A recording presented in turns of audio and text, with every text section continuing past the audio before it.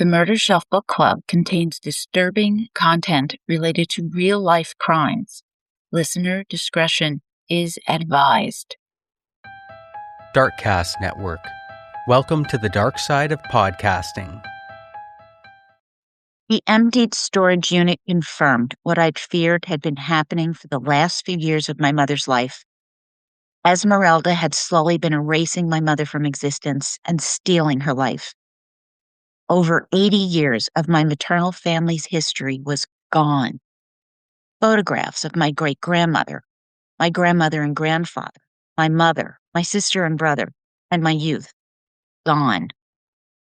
What meant something was a box of 8mm film I found in Mother's condo in 2018. I had planned to have those old movies digitalized once the will was settled. There were images of my siblings and I taking our first steps, learning how to roller skate with pillows belted to our backsides, and playing with our first puppy.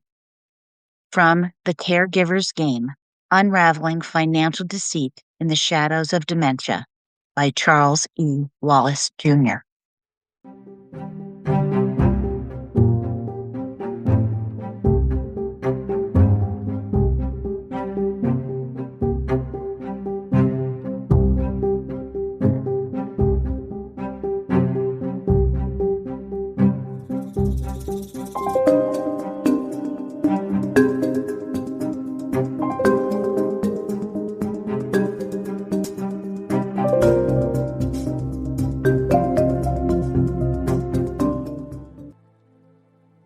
Welcome to the Murder Shelf Book Club podcast. I am your host, Jill. We are beginning a new true crime book trilogy on the Caretaker's Game, Unraveling Financial Deceit in the Shadows of Dementia by Charles E. Wallace, Jr. This is a somewhat unorthodox choice for a true crime book club, but I firmly believe that this subject matter needs attention. It is a warning to anyone with elderly people in their lives. This is episode 166. She is fine. But, first, CrimeCon 2026 begins next week. I am looking forward to reconnecting and meeting some of my new murder bookies eyeball to eyeball. Our meetup is next Thursday, May 28th at Caesars Palace, Las Vegas, in the lobby bar right after the kickoff party at 10 p.m. local time. Let's continue the fun. I truly can't wait. And the rest of the weekend, I will be on Creators Row, right smack when you walk through the main door into Creators Row, right there. I have some fun swag, so come by and let's take some pictures. Can't believe it's finally here after all the anticipation. So a little bit about Charles Wallace Jr., called Chip by everyone else. The Caregiver's Game is his first book after a successful career in financial technology, banking, and healthcare. He is married with 2 daughters and 2 grandchildren, and he enjoys writing and coaching youth sports. Through his experiences, Chip has become an expert on elder exploitation and believes that others can benefit from his insights and the mistakes that he and his siblings naively made. Writing about his mother's case, it was a healing process for him, and this book serves as a warning to all of us. So much of this story is set in Dallas, Joell Fleming's longtime hometown, where she, Chip's mother, was born in 1939. My homage to her and to her family is bringing you a delicious appetizer from the area, Dallas's classic Tex-Mex queso that I got from Chris Longwell on howtofeedaloon.com. This is an incredible recipe, so easy to fix. So you chop onions, jalapenos, and garlic. You add unsalted butter, serrano chilies, cherry peppers, evaporated milk, cheese, and a whole bunch of spices. You put it in a slow cooker to warm, and then you garnish it with pico de gallo and add some tortilla chips for dipping. It is so tasty. I think it is the best queso I have ever had. And since this is book club, the wine I am pairing with our classic Tex-Mex queso and chips is the Alessandro Gallici Prosecco Anniversario from Laithwaite's Wine Club. Made from Glera grapes, this sparkling white wine offers delicate floral aromas, and on the palate, a fine stream of bubbles introduces a tropical fruit and a fresh green apple flavor, culminating in a long, refreshing finish. This sparkling wine, it adds crisp acidity, which perfectly slices through the rich, creamy cheese of the queso, while the bubbles texturally contrast with the crunch of the salty tortilla chips. How is that for flavorful? You will also love the diamond-inspired bottle. It is the most beautiful bottle I have ever seen. Now, as a Laithwaite's member, I purchased this bottle for $29.99, one of my more expensive bottles. But there is a spring special where you can get 2 bottles for just $34.95. The link is on my blog at www.murdershelfbookclub.com, May 2026. So bon appetit and happy spring, murder bookies. The Murder Shelf Book Club podcast has begun. Given the title, we know that this book centers around dementia, which neither Chip nor his siblings Wendy and Eric knew a whole lot about. They did know it involves memory loss. So before we begin, I want to review the most common symptoms. According to the Dementia Society of America, these can include the short-term memory loss, repetitive behaviors, problem with completing tasks, planning and organization difficulties, believing it's another time or a place, difficulty with senses like smell, taste, vision, hearing, challenges with word finding, where you're like, what's his name? No, I do that all the time, but that's also kind of normal. And I'll talk about that in a minute. Getting lost in familiar places. That's a big one. Poor judgment, swearing, disinhibition and aggression, changes in walking, your gait or your balance, apathy and hygiene problems, changes in handwriting, and hallucinations and delusions. Lying and fabricating stories can kick up. So it is important to note that experiencing some of these symptoms does not necessarily mean that you or a loved one has dementia. Many other factors can contribute to these symptoms. I am not a doctor, so if you are unsure, I would make an appointment with your healthcare professional and I'd have it checked out. I wanted you to be aware of the symptoms before we get into this. Now, the story begins in March 2022. Quote, "That's it?" Unquote. Meeting with his mother's CPA, who had had her power of attorney for 25 plus years, Larry didn't respond. Chip Wallace's wife, Rachel, and daughter Kelsey wore shocked expressions as well. Evidently, everything was gone. No family photo albums, no heirlooms passed down through the generations, and none of the beautiful furniture that his mother had cherished. 3 generations of family history were lost. Larry, the CPA, explained that Joell Fleming had told him that no one wanted to cover the moving costs, so she had given everything away. Chip shot an angry glance at Larry. She had dementia. Had Larry questioned this? Well, apparently not. Chip felt a surge of anger, knowing the answer would lay with his mother's caretaker, Esmeralda. His sister, Wendy, had spoken with Larry when their mother moved to her assisted living apartment in early 2021. Wendy had requested that the furniture be put in storage for the time being, and clearly that request had been ignored.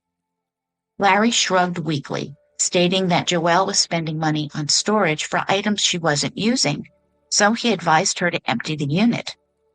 However, Chip didn't buy this explanation. He believed that this was purely lack of oversight.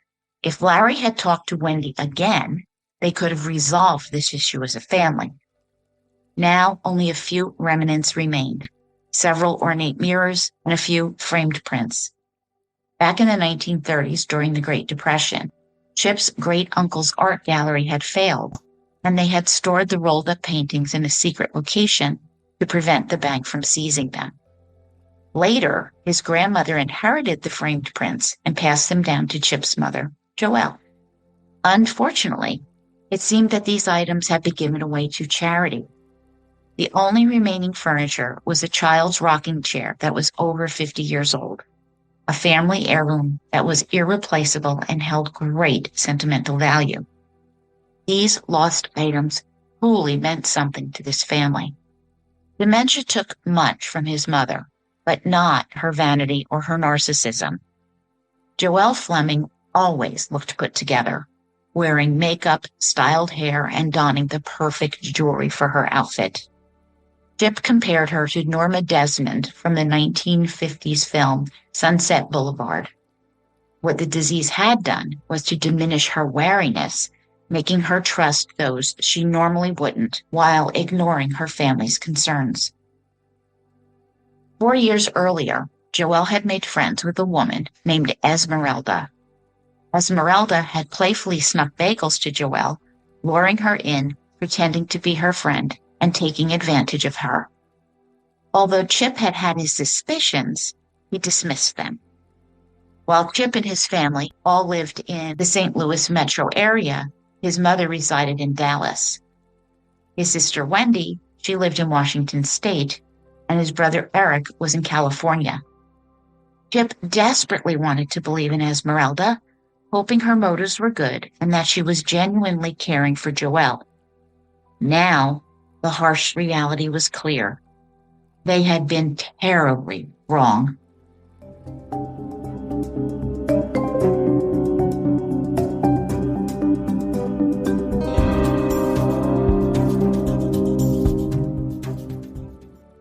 Chip begins by reflecting on who Joell Fleming truly was, without any rose-colored glasses.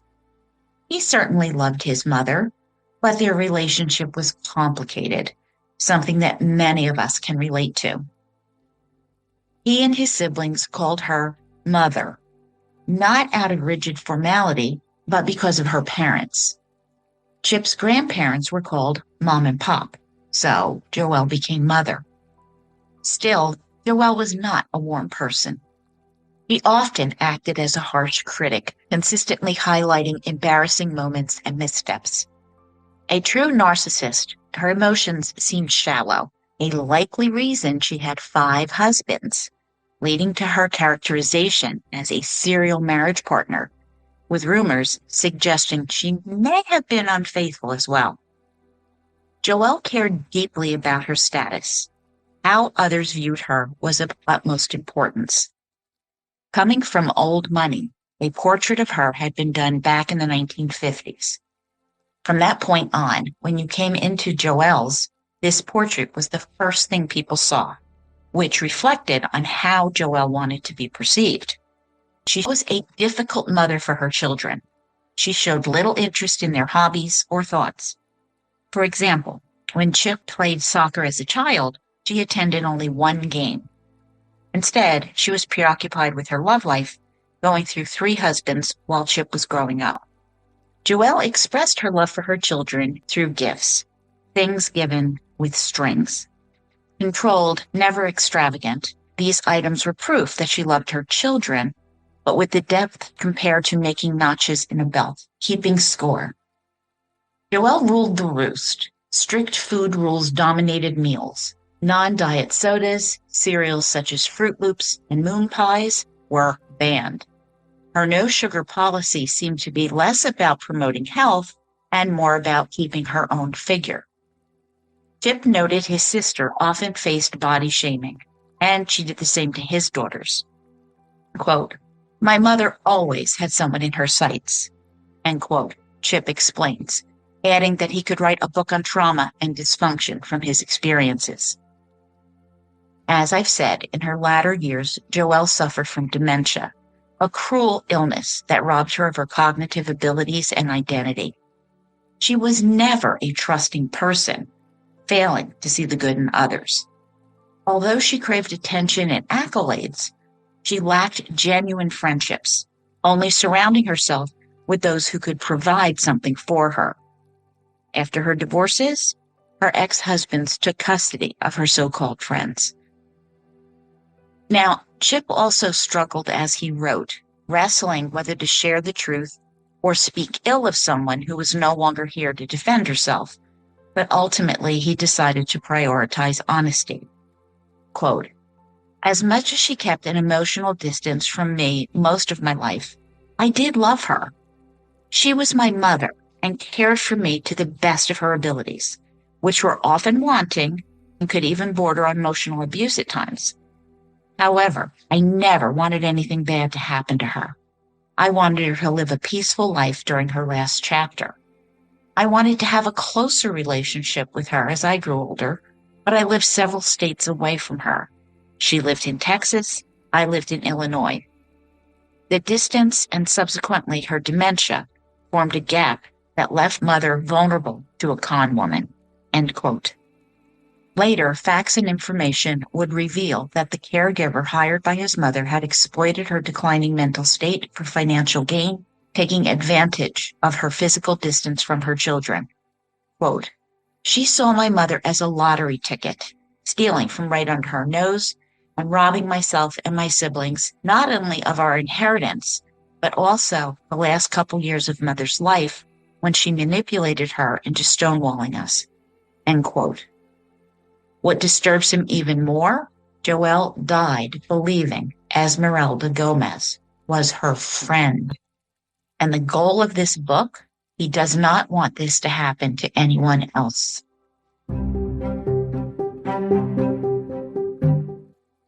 All right, so a little bit more about dementia. It is deceptive, relentless, and an unpredictable major neurological disorder. 60 to 80% of these cases are Alzheimer's disease. There is also vascular dementia caused by the impaired blood flow to the brain, often followed by a stroke. Lewy body dementia involves abnormal protein deposits, which are Lewy bodies, that affect thinking, movement, and behavior. Frontotemporal dementia is characterized by a degeneration of the frontal or temporal lobes of the brain, which affect personality and language. And I think we've seen this happening with Bruce Willis, if you've been following any of that. Now, mixed dementia is literally a mix of these, likely Alzheimer's and the vascular versions. Its victims, they may conceal their struggles and then lie to cover up their escalating difficulties as it gradually infiltrates their mind and personality, eroding their identity piece by piece. Like a trickster, it can lead family and friends to doubt their own perceptions and the seriousness of the cognitive decline. Quote, "You second guess yourself constantly, dismissing unusual behaviors as quirks. Mother's just being mother, dad's just being dad, and even when your suspicions grow, you continue to allow the disease to deceive you for a myriad of reasons, with denial often being the number one reason, because you know dementia changes everything. And let's be honest, you're not ready for that either. But whether you're ready or not, dementia doesn't care." End quote. In June 2017, Wendy noticed changes in their 78-year-old mother, who was struggling to recognize and recite numbers. Chip, who was in his 50s, wasn't overly worried. After all, he sometimes had trouble with birth dates and phone numbers too. I mean, who really remembers them anymore? He was more concerned about her hearing, as the TV was always loud during his visits. But discussing such issues with Joell was difficult. It didn't happen unless she was ready for it. When he suggested a hearing aid, she dismissed the idea, her vanity flaring. She would never be caught dead wearing a hearing aid. And since she dismissed it, Chip decided not to push it further. The disinterest she had shown as she raised her children continued into their adult years. She and Chip spoke for 30 to 60 minutes each week, mostly about superficial topics. This changed in July when she told Chip that she had Lyme's disease, which explained her and her husband Danny's memory problems. Danny, her fifth husband and Chip's fourth stepfather, was a laid-back serial marrier just like Joell. Well, Chip was dismissive of any memory issues, believing that this was a normal part of aging. But Joell was concerned enough to mention this to her doctor. But wait, you might be asking yourself, how had Joell and Dan contracted it? They lived in Dallas, a major urban center, surrounded by concrete. With his questions unanswered, Joell explained that she and Dan were put on a 13-month regimen of antibiotics. Chip was shocked. 13 months on antibiotics? And then things took a turn for the strange. The antibiotics were only available in New Zealand, and they had to special order vitamins as well. Alarm bells went off in Chip's head. This sounded like a scam. And he asked Joell what Dan thought about the situation. Growing quiet, Joell admitted that Dan wasn't fully on board. Nevertheless, he was going to go along to get along, just to keep the peace. When Chip asked his pharmacist wife, Rachel, for her opinion, "It's nonsense," she replied. Nevertheless, after weeks on the vitamins and antibiotics, Dan's memory continued to deteriorate. 8 years older than Joell, Dan began getting lost while driving, and his behavior became increasingly erratic. Joell feared that Dan might harm her. And in August 2017, Dan's children moved him to Austin, where he entered an assisted living facility due to his memory issues. This abrupt change left Joell Fleming feeling quite unsettled and depressed as she was living alone for the first time in decades. And the family was at a loss of how to help her, being 600 miles away. Now Chip called his mother more frequently and noted her tone had definitely changed. Well, he assumed that it was simply a result of her new living situation. September 2017, Joell contacted her doctor about her mood changes and was prescribed medication. She could no longer drive and now was experiencing some trouble with her hands. Unable to ignore these issues any longer, Chip decided to visit her to get a sense of what they had to deal with. In late September, Chip arrived at his mother's condo, a high-rise building called the Athena. Located in North Dallas, the Athena was originally owned by Chip's grandparents, dating back to the 1960s. After their passing, Joell had moved in and extensively renovated the master suite, guest bedroom, and main living areas. She spared no expense on the updates, and the family often joked that shopping was her full-time job and that she could use a warehouse for her collection of designer bags, shoes, and outfits. Now, the woman who was usually dressed to the nines greeted Chip in a nightgown. As he hugged her, he could feel her frail bones. He had always known Mother to be slender, but he had never seen her this thin. Something didn't seem right. After settling into the guest room, he went to the kitchen and noticed the refrigerator was barely stocked. Damn, his mother was not taking care of herself. Then worried, he decided to investigate further in the morning. During breakfast, Chip gently asked about Mother's eating habits, and she insisted she was perfectly fine, weighing 95 pounds. Well, that was low. Concerned about her being underweight, he figured out that she was consuming less than 1,000 calories a day. She claimed she was fine. She was taking vitamins, and she showed him a container that he had never seen before. He took a photo and went to his room to research it. The website offered little information about vitamins and providers. It included a page for providers to sign up for commissions, but there were no details on the vitamin formulas, no research citations, and no FDA approval. Chip believed the vitamins were placebos, exploiting unsuspecting patients with financially incentivized doctors. If his mother had memory issues, she needed to see a neurologist. He saw a review where a daughter had ranted, removing her parent from the program, and had sought neurological help instead. But would his mother accept this? Stubbornness was a key personality trait in Joell, so that was very unlikely. It would also be difficult for her to admit her problem was mental, not Lyme's disease. Chip was unsure of how to proceed. Nothing indicated that his mother couldn't make decisions, even with some potential neurological issues, and he couldn't stay indefinitely either. So he suggested she hire a cook, and he was relieved when Joell wasn't opposed. He offered to get her referrals, feeling a small sense of victory. Little did he know, this simple solution would soon escalate into a hellish nightmare.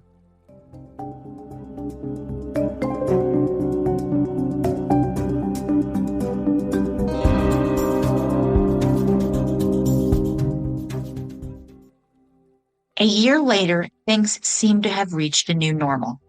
Chip continued to urge his mother to quit the bogus vitamin scam, but she was set in her ways. Throughout her life, Joell had been wary of people, keeping them at a distance because she believed she was better than everyone else. Whenever she needed something, she would find someone to assist her, allowing them a brief glimpse into her inner circle. And once they served their purpose, their usefulness was over, and they were jettisoned.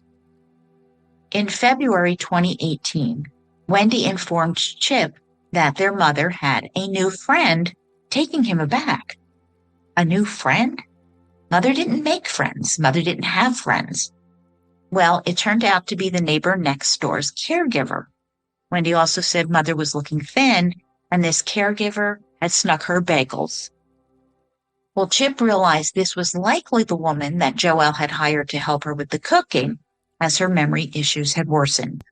And he told Wendy that his daughter Kelsey's spring break was coming up, and they would go visit Grammy and see what was what. He expected his mother to be hesitant to talk, so he was surprised when she excitedly gushed to him and his daughter Kelsey about Esmeralda, almost as if she had a girl crush. She bragged that Esmeralda prepared her lunch and dinner, and that made it convenient since they didn't have to go out. Well, Chip felt a twinge of disappointment. He enjoyed going out when they visited. But he was curious about what Esmeralda was doing, and he opened the refrigerator and discovered it was stocked with food enough to feed a family of 6 for a week. Kelsey peered inside and exclaimed, quote, "Wow, that's more food than we had at Thanksgiving," unquote. Well, Joell explained that Esmeralda had extra food because she wouldn't be around that weekend. And shortly she would be stopping by to bring lunch, and they would get a chance to meet her. Arriving there, Chip expected his mother to be hesitant to talk, but he was surprised when she excitedly gushed to him and Kelsey about Esmeralda, almost as if she had a girl crush. She bragged that Esmeralda prepared her lunch and dinner, which made it convenient since they didn't have to go out. Well, Chip felt a twinge of disappointment. He enjoyed dining out when they visited, but he was curious about what Esmeralda was doing, and he walked over and opened the refrigerator and discovered it was stocked with enough food to feed a family of 6 for a week. Kelsey peered inside and exclaimed, quote, "Wow, that's more food than we had at Thanksgiving," end quote. Joell explained that Esmeralda had extra food because she wouldn't be around that weekend, and she'd be stopping by shortly to bring lunch, and they would finally get a chance to meet her. An hour later, Esmeralda Gomez let herself in, carrying bags of food. She greeted everyone and said Joell mentioned they liked Tex-Mex, so she brought enchiladas, rice, beans, and soup for lunch. Chip observed that she was in her 60s, slim, about 5'5", and dressed in scrubs. She was friendly, chatty, and very comfortable. As Esmeralda prepared lunch, Chip wondered who was paying for all this food, including all of that in the refrigerator, and he asked her why there was so much. Esmeralda explained that Joell didn't like eating the same thing often, so she made extra. Well, that didn't match what he knew of Mother and Dan, who often ate at the Whole Foods salad bar for several days in a row. When Chip asked if she was giving Joell receipts, Esmeralda said no, that she just told Joell what she spent and got reimbursed. Well, Chip was concerned that this left room for dishonesty, and he suggested that she now give receipts to Mother or to him moving forward. Esmeralda's smile vanished at his suggestion. Quote, "I work for your mom. If she wants me to give her receipts, she will need to ask for them, end quote. Chip was uneasy with her tone and her comment. He glanced at his mother, who remained silent, although she had heard this conversation. Frustrated, he didn't think Mother was acting like herself. This was the woman who had documented her condo renovations with photographs to guard against losses. It was absurd for her to give money to Esmeralda without a receipt, and this contradicted her distrustful nature. Well, resigned, Chip concluded that she could no longer live alone, and he had no alternative solution. He set aside the issue of the receipts for now and would discuss it later. After lunch, Esmeralda left, and Chip wouldn't see her for 6 months as she wormed herself further into Joell Fleming's life. March 2018. The next time Chip and Kelsey visited, they went and did an activity that they all enjoy: touring McMansions, extravagant houses on small plots of land that cost tens of millions of dollars. Joell loved peering into the lives of the very affluent, although she was fairly wealthy herself. He noted that her mobility had declined since the previous September, so going into the McMansion, she would use the home's elevator while Chip and Kelsey took the stairs. On the second level, they were surprised to find Mother stuck in the elevator. Chip called out to her to push the button, and the elevator began to descend. Going back down, when they found her, she calmly explained that the elevator was broken. But was it?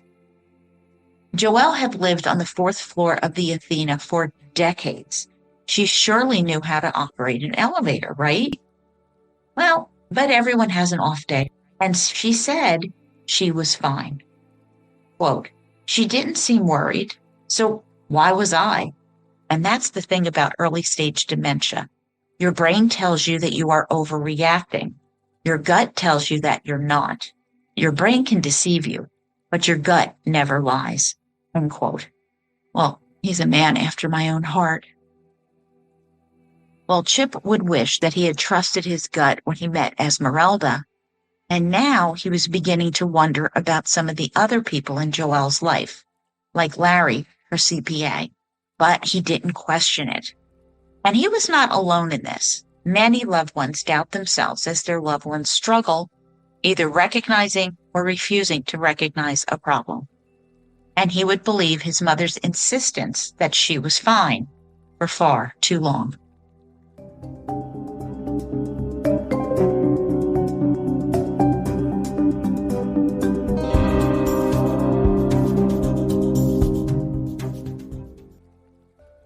In the summer of 2018, Wendy and Chip shared their mother's medical power of attorney, the MPOA, arranged in December 2017 when Joell was updating her will, leaving everything to her 3 children equally. Now they were grateful for the medical power of attorney as they started addressing her memory issues. The ineffective Lyme's treatment was set to end in September, and this had actually delayed proper medical care. Now Wendy spoke with the quack doctor who had promised that he would provide information about her treatment, but Chip remained skeptical. When Chip followed up, calling the nurse, she requested a copy of the medical power of attorney, which he quickly sent. And to his surprise, he received a call the next day. Dr. Quack mentioned it would be hard for him to provide referrals since all of those that he would refer had retired, but he promised to look into it. All of his referrals had retired. Interesting. Well, Chip also requested his mother's medical records be sent. Quote, "The man infuriated me. How in the hell can you have a medical practice that is primarily geriatric patients and not have any neurologist referrals?" End quote. Well, to his surprise, Dr. Quack's disorganized medical records did arrive, including his inconsistent comments, and it revealed that Joell's Lyme's disease test had been inconclusive. And this nailed it. Chip was convinced that Dr. Quack had been scamming his mother. Well, Chip decided it was time to take action and research neurologists in Dallas creating a list of 5. Now, visiting Joell, she asked for some help in retrieving documents on her computer, and on her desk, he noted a Post-it note with her brokerage account login information. She had recently consolidated all of her accounts, which seemed a little odd, but also very convenient. And although he hadn't been interested in her finances before, he now felt compelled to monitor her accounts more closely. Grateful for the login information, he would periodically check to monitor Joell's payments to Esmeralda. Several checks indicated salary or food reimbursement in the memo, but the amounts varied, leaving him confused about her actual salary. The food expenses were excessive. Petite woman like his mother couldn't possibly consume that much. Who was benefiting from these purchases? And Wendy had similar concerns. Was Esmeralda using Joell's money to fund a side business? But asking questions, Esmeralda made it clear she only answered to Joell, and getting information from their mother was increasingly difficult. And feeling like an outsider was unsettling for Chip. But he convinced himself that monitoring the finances gave him some control. How wrong he was. In October 2018, 13 months after the start of the bogus Lyme's disease treatment, Chip and Joell Fleming went to see a neurologist. As their relationship had always been characterized by distance, whether emotional or physical, not being able to attend doctor's appointments with Joell when she was younger hadn't been a problem. She had been of sound mind, and she handled her affairs herself. As they prepared to leave for the neurology appointment, Esmeralda unexpectedly showed up, planning to join them. All right, this would have disturbed me, and I do not think I would have let her come. I can be testy about these things. Given the medical power of attorney, Esmeralda had no right to any of Joell's medical information. But Chip realized that Esmeralda's role had expanded since his summer visit. Now she stayed overnight as needed and was driving Joell's personal car. Though Chip didn't want her there, his mother clearly enjoyed her company, so he allowed it. He felt uneasy about Esmeralda, but he hoped her presence would help his mother accept his involvement in her medical decisions. At Dr. Tanya Janaka's office, Joell signed documents with Esmeralda's help. In the exam room, Esmeralda stood behind Joell as introductions commenced. Chip voiced his concern about Joell's cognitive deficits, with Esmeralda noting that she was with Joell most of the time and that she had hired an assistant for additional support. Joell explained that she wasn't speaking as well as before, prompting the doctor to ask for clarification. Esmeralda now explained that Joell communicated well on the phone with family, but struggled with larger groups. She often confused names or couldn't finish her stories. But Chip disagreed. He found his mother could speak in generalities, but not in a deeper conversation. Esmeralda also noted that Joell was feeling sad being apart from her husband. And to help, she was taking Joell grocery shopping, and they were exercising together twice a day. Now Chip felt guilty for not being able to be with Joell 24/7, but was irritated that Esmeralda was presenting herself as a miracle worker. Dr. Janaka conducted neurological tests, including a shape copying task. Look at the shape, copy it on a piece of paper. Joell's drawing was childlike and bore no resemblance to the shape she was supposed to copy, and Joell looked to Esmeralda for reassurance. Given a mini mental state exam, an MMSE, Joell was asked questions like, "What year is it? Can you spell the word world backward?" And a score of 23 or lower indicated cognitive impairment. But these results were not forwarded to Joell's family. 6 months later, during the summer of 2019, using their medical power of attorney, Wendy learned that Joell scored 12, indicating moderate dementia. Seeing Joell's responses that day, Chip noticed her cognitive sluggishness, but he still didn't fully understand dementia. He thought she might forget her children's names or her age. Quote, not that dementia would steal more than her memory. It would take her motor skills, her reasoning ability. It would make her more susceptible to the influences of people who didn't have her best interests at heart. People like Esmeralda, unquote. With mother under the care of a neurologist, Chip returned home to his family, and life got busy, and he and Joell spoke occasionally when he believed her cognition was stable. And then, after Wendy visited Joell, she reported that Joell was struggling. She couldn't dress herself, she needed help eating, and she was using the wrong end of her fork. They had definitely hit a new stage, but the siblings were uncertain how to proceed. Wendy now created a Google folder to keep track of Joell's medical documentation. Chip contacted Dr. Janaka, asking her to write a letter that detailed Joell's mental state. He shared this letter with his mother's fiduciaries, Mo and Larry, as well as Curly, the attorney referred to Joell by Mo. And despite their very real concerns, Mo insisted that Joell was fine. Mo, Larry, and Curly were ignoring her decline. Larry refused to act on the power of attorney since their mother didn't appear severely impaired to him. Wendy insisted that their mother was downplaying her condition, lying about it, a common behavior for people with dementia.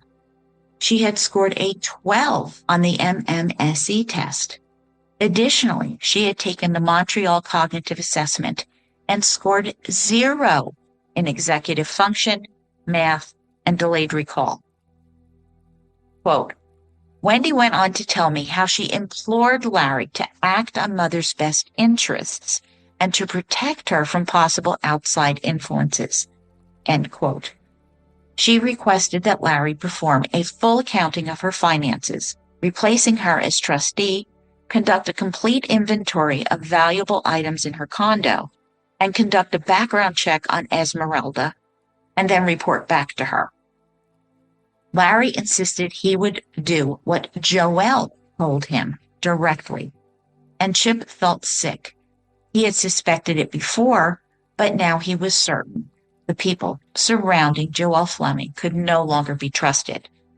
But since they were living so far away and they couldn't uproot their lives to move closer, and Joell wouldn't relocate to be nearer to any of them, they needed a support system. Unfortunately, the wrong people were in that support system. Well, what about the letter from Dr. Janaka, the neurologist?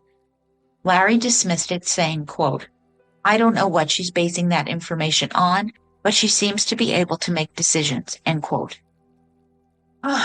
Later, Chip would understand some of this. Dementia patients can be skilled actors trying to avoid any scrutiny, desperate to maintain control over their lives. Using the medical power of attorney, Chip accessed the Google folder and reviewed the initial neurological test results. He realized that they had relied too heavily on his mother to communicate about her condition and should have been more proactive in asking questions. As I mentioned, the test confirms that Joell had moderate dementia and that medication had been prescribed to her for memory loss and hand tremors. And to Chip's dismay, Larry and Mo, the men she trusted with her finances, were ignoring the situation. Were they exploiting her condition? And I know we've all heard these kinds of stories, but you never really think it's going to happen to us. It's always going to happen to be somebody else. And Chip, he never thought this would happen to them.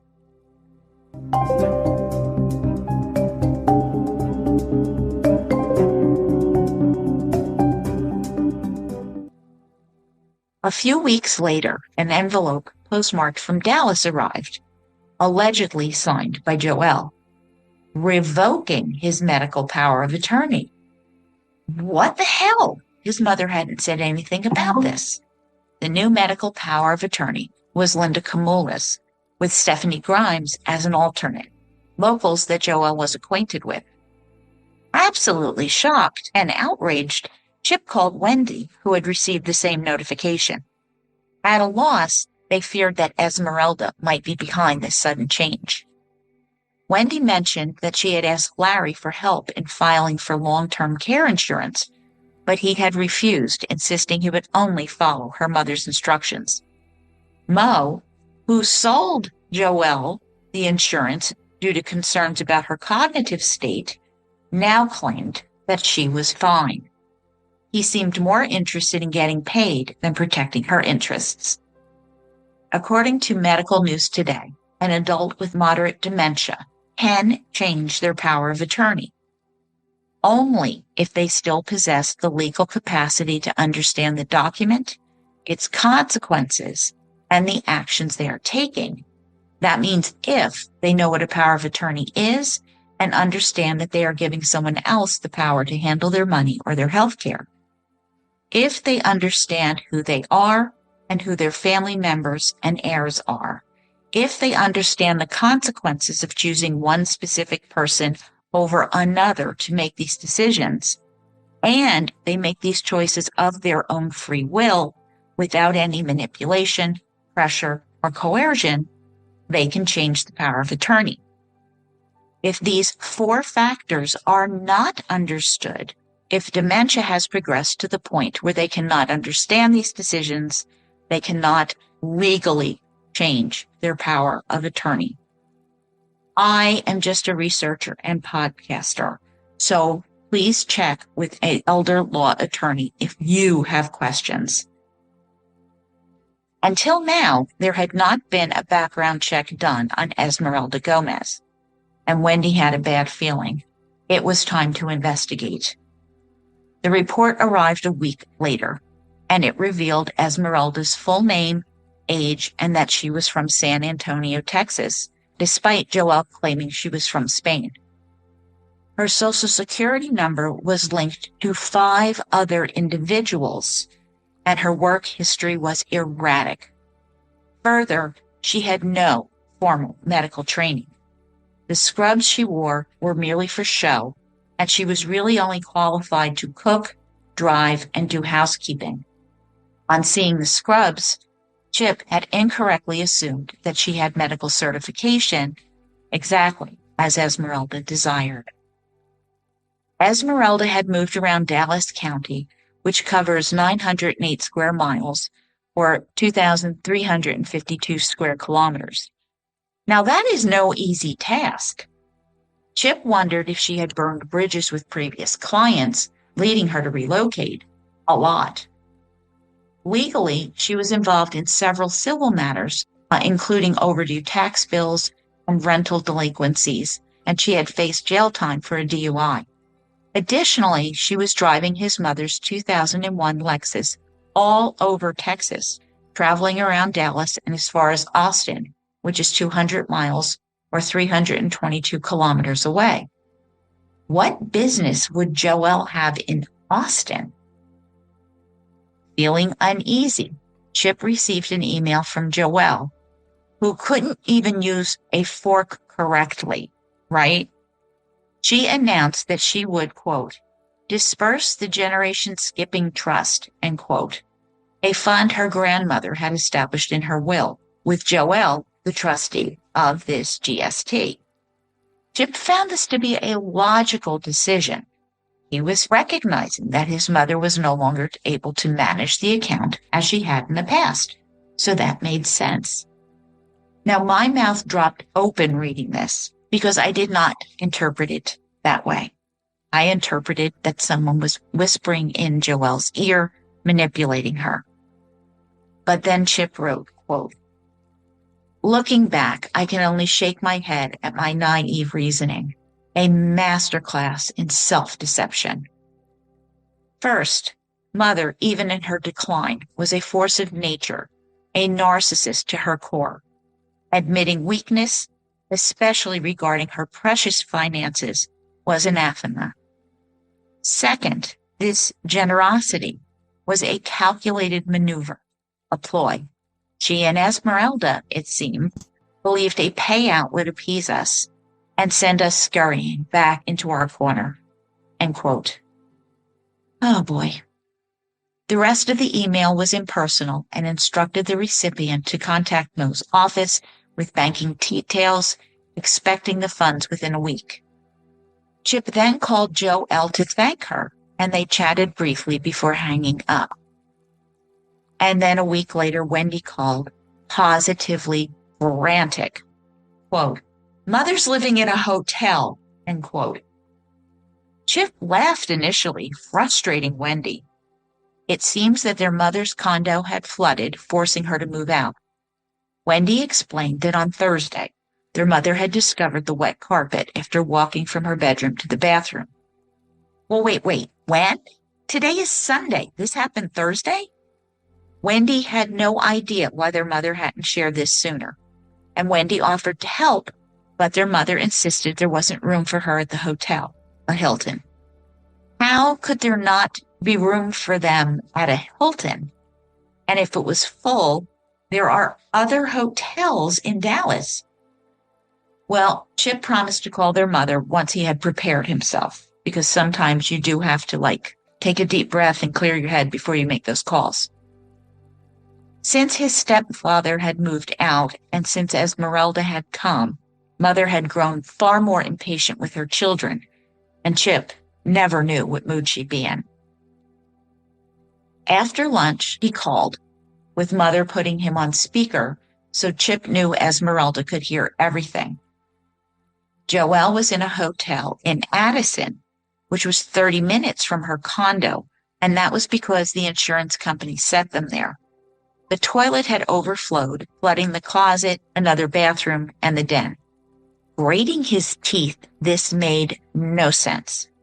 How had water from an overflowing toilet reached the den?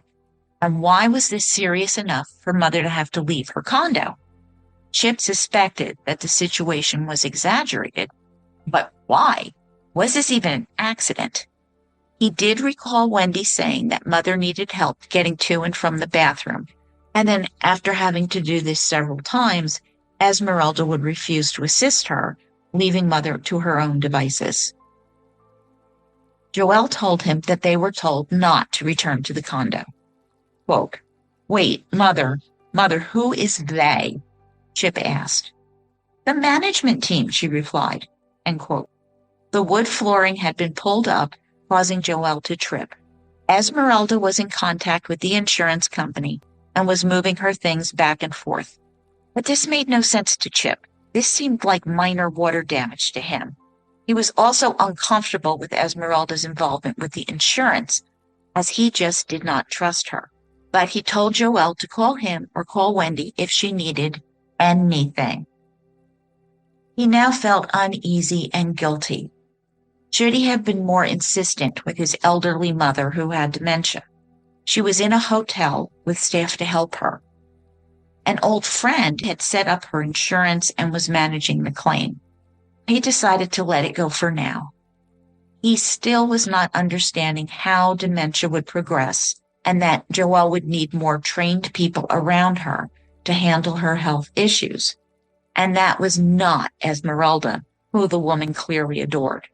It was disconcerting that his mother trusted a stranger more than her own children. Back in March, Chip had told Joell about a friend of hers who was living in an assisted living facility for seniors, and he had taken Joell on a tour after they discussed her downsizing from her large 2,300 square foot condo.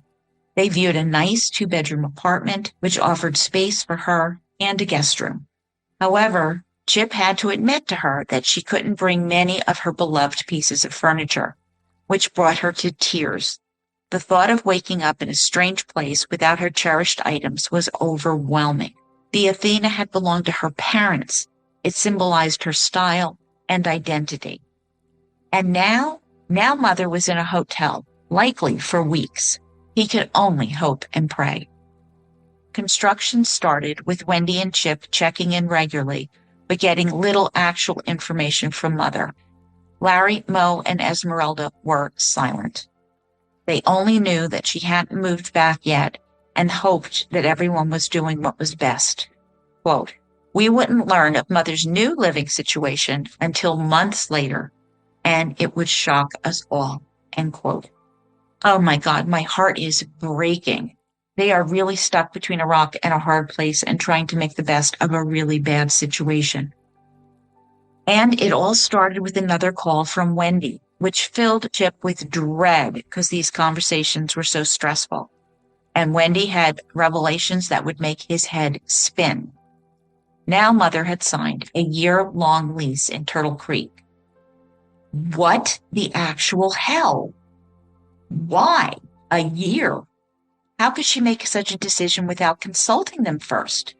But they just did not have the legal authority. But this was clearly a huge change. Knowing where their mother was important. Yet no one had told them this. Esmeralda learned about the apartment from a friend of hers at the bank. Joell had always been secretive. Once that medical power of attorney was removed, information had dwindled to nothing. Wendy now told her brother that Mother was selling the Athena condo. Selling it? Months back, she was crying over the thought of leaving it. Was she seeking attention? Well, it was a little hard to tell given that her dementia was mixing with her narcissism. Was Joell even making decisions, or was Esmeralda in control? Oh, and the realtor? Yeah, she was someone that Esmeralda knew. And all of this, my friend doing this, my friend doing that, seems quite incestuous to me. While Chip had no proof that Esmeralda would benefit from the sale, he knew that moving their mother to Turtle Creek would further isolate her. She was way outside her comfortable social zone. There would be no one there that would know her as they did at the Athena. Someone needed to go down and check on Mother, but both he and Wendy were too busy until after the New Year. Their brother Eric, who visited every Christmas, he could go. But his visit yielded little new information. Their mother's new place at Turtle Creek was smaller, with only 2 bedrooms and a den, and he had slept on a pull-out couch. Chip started calling their mother more often, but the calls again were short and on speakerphone, totally lacking privacy. Wendy also called regularly, but when their mother didn't answer for 2 days in a row, which was really strange, Chip decided to contact Esmeralda directly. Texting Esmeralda, which is a smart move because it provides a written record, proved to be unhelpful. Asking about his mother, Esmeralda said that Joell was fine and out to dinner, but he could call her.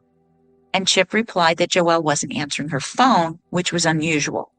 Esmeralda reassured him that she would take Joell to the doctor if she was acting abnormally.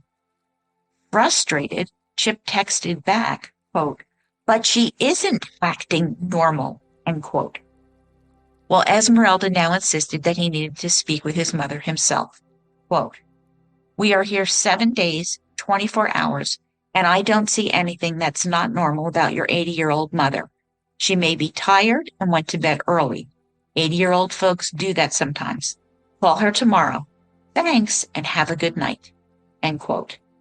And then Esmeralda ceased replying. Quote, "Something wasn't right. I felt it in my gut. And although I didn't know it at the time, years later after Mother's death, I would discover I was correct," end quote. Then 2 things happened. Mother texted Chip, and I am abbreviating this, though the grammatical errors are original. Quote, "This is a message for you.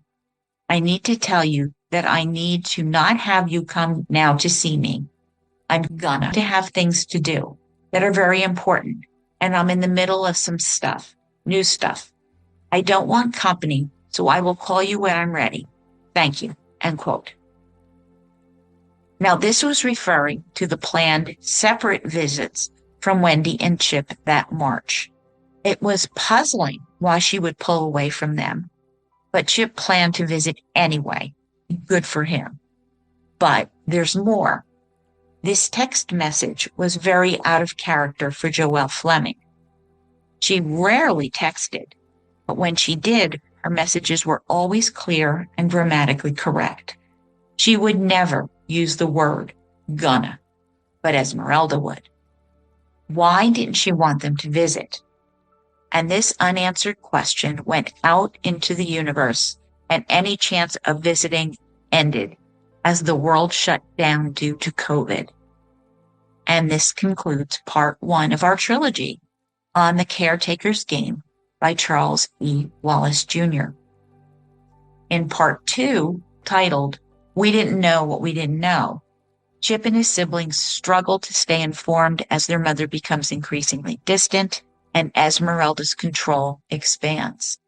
As suspicions mount, there is no solid proof to support their concerns, and the COVID-19 pandemic shutdown only complicates matters further, frustrating Joell's family. Thank you for engaging with this crucial, often overlooked issue that many of us face or may face in the future. This is a warning. Please do not ignore the signs. Let it encourage you to be bold and ask questions. Dealing with dementia and other memory diseases is challenging enough without those entrusted with caring for patients failing to prioritize their best interests, which can lead to broken hearts and shattered legacies. I see you as you hear me. I truly appreciate your input because I can't do this without you, nor do I want to. I will announce our next featured book during part 2. So thank you for listening, Murder Bookies. Please take a moment to leave a fantastic review because it will help me attract future Murder Bookies. Share your thoughts with me at jill@murdershelfbookclub.com or connect with me on X, Facebook, Instagram, LinkedIn, and YouTube. You can find the links on my blog at www.murdershelfbookclub.com. Additionally, you can join my monthly Patreon Zoom for $2, $4 if you really, really love me at www.patreon.com/murdershelfbookclub. I'm also presenting my serial killer case studies. So stay tuned for my next episode, which will drop soon. And remember, trust your gut just as Chip Wallace does.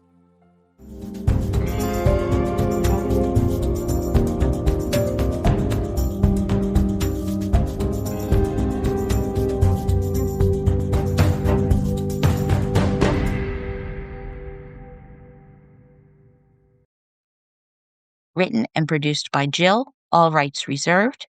Music, The Pewter Elephant by Blue Dot Sessions. She had recent.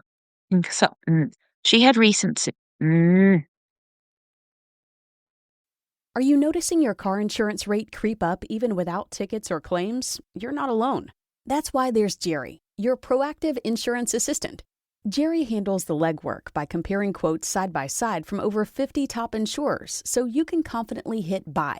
No spam calls, no hidden fees. Jerry even tracks rates and alerts you when it's best to shop. Drivers who save with Jerry could save over $1,300 a year. Don't settle for higher rates. Download the Jerry app or visit jerry.ai/libsyn today. That's jerry.ai/libsyn. Ryan Reynolds here from Mint Mobile with a message for everyone paying big wireless way too much. Please, for the love of everything good in this world, stop. With Mint, you can get premium wireless for just $15 a month. Of course, if you enjoy overpaying, no judgments, but that's weird. Okay, one judgment. Anyway, give it a try at mintmobile.com/switch. Upfront payment of $45 for 3-month plan, equivalent to $15 per month required. Intro rate first 3 months only, then full price plan options available. Taxes and fees extra. See full terms at mintmobile.com.